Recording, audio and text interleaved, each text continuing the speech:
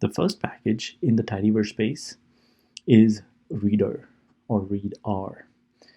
The purpose of readR or readR is to read data from a file. This file can be a remote file, it can be a file on your local computer.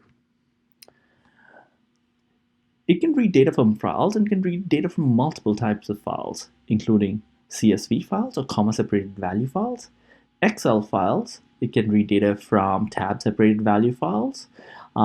It can read data from general delimited files where the delimiter isn't specifically a comma, and it can read data from raw files or raw lines as well. In addition to reading data from files, readR can also write data to files. As it is reading and writing data, there are a variety of parameters or arguments that can be set for reading data. Consequently, readR also allows a user to customize the data that is read in. One can parse data into date-time data types, integer data types, double data types, logical and character data types based on one's need. Here's examples of how one might use the readR package. Before one uses the readR package, one first has to load tidyverse up, and one does that by specifying library tidyverse. This loads the entire set of packages that are part of the tidyverse space, including readR. Within the readR package, there is a function called read_CSV. The read_CSV is used to read data in from CSV files that are either on your local computer or can be stored online. As you can see over here, in the first line, we are reading CSV data from a file that is present online into a data frame called Central Park Temps. One of the things that readR allows you to do is also change column specification. By default, data as they are read in are assigned specific column types, but we can specify our own column types using the column_types argument, where we have to specify the data types for the different columns.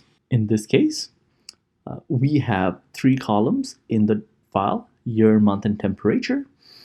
By default, these would come in as integer and numeric, but we can change them to all come in as character data type as displayed. In addition to using read_CSV, we can specify our own delimiter. When we are specifying your own delimiter, we want to use the read_delim function within the readR package.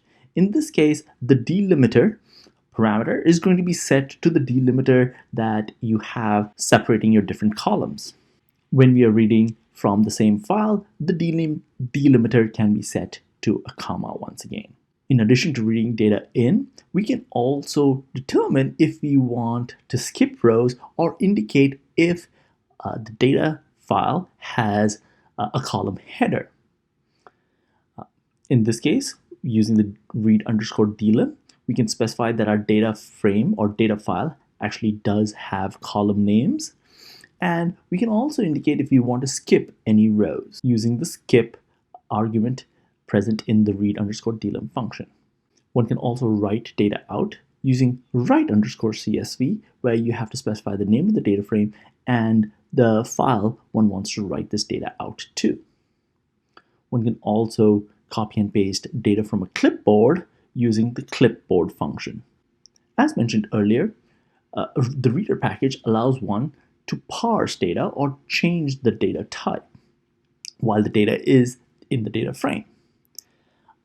There are a variety of different functions that we can use to parse our data into, such as having a reader guess the data type, or specifically identifying the data type such as character, date, time, double, factor, integer, logical, or number. In this case, if our temperature was as a character data type, we might actually want to change the data type to be double. And so in the same column, I am going to be converting the temperature data type into double and storing it back again. These are some ways in which one can use the different functions present in the readR package to read data in.